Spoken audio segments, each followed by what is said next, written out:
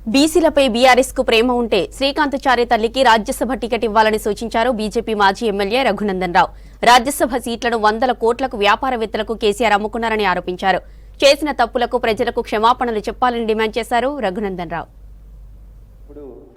బడుగులు, బలహీన వర్గాలు, దళితులు ఏ రోజు కూడా గుర్తుకు రానటువంటి బీఆర్ఎస్ పార్టీ నాయకత్వం అధికారం దిగిపోయిన తర్వాత బీసీల ఆత్మగౌరవం కోసం అసెంబ్లీలో ఒక విగ్రహం పెట్టాలి, ఆ పెట్టే విగ్రహానికి మేము నాయకత్వం వహించాలని కొత్త బిచ్చగాడు పొద్దురుగాడు అన్నట్టు ఎమ్మెల్సీ కవిత గారు ఇక్కడక్కడ తిరిగి సమావేశాలు పెడతా ఉంది.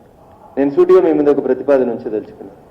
మీరు వెళ్ళి ఈ సంఘం ఆ సంఘం ఏ సంఘం దగ్గర తిరగాల్సిన అవసరం లేదు చెల్లె, స్ట్రైట్గా పోయి ఫామ్ హౌస్కి పోయి చంద్రశేఖరరావు గారిని కలిసి నాయన మనకు ఒక ఎంపీ సీట్ వస్తుంది, రాజ్యసభ వస్తుంది, ఆ రాజ్యసభ సీటుని ఒక మహిళా ప్రతినిధిగా అనుకోండి, ఒక మలిదశ ఉద్యమాన్ని మలుపు తిప్పిన ఒక ఉద్యమకారుని తల్లి అనుకోండి, లేదా అమరవీరుల స్తూపం 200 కోట్లతోటి ఓపెన్ చేసి సాయంత్రం సోషల్ మీడియాలో ఎమ్మెల్సీ అని ప్రచారం చేసి పొద్దుకి ఇద్దరు ఇంటికి గన్మెన్లను పంపించి పొద్దుగల ఎమ్మెల్సీ పదవి ఇవ్వకుండా మనం అవమానపరిచినటువంటి ఒక బీసీ బిడ్డ, ఒక మహిళ శంకరమ్మగా రాజ్యసభ సీట్ ఇప్పించి మీ చిత్తశుద్ధిని నిరూపించుకోండి. మేము ఎంపీ సీట్లు అమ్ముకోము.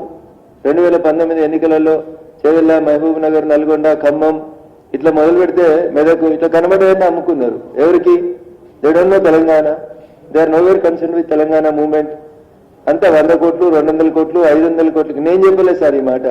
కేసీఆర్ గారు నల్గొండ సభలో నరసింహారెడ్డి గారిని పక్కన చూపెడుతూ, నరసన్న నేను నీకు 100 కోట్లకు సీట్ అమ్మినా అని జనం అనుకుంటున్నారు, ఆ 100 కోట్లు ఎప్పుడు తెచ్చిస్తావు నరసన్న అని అడిగిండు.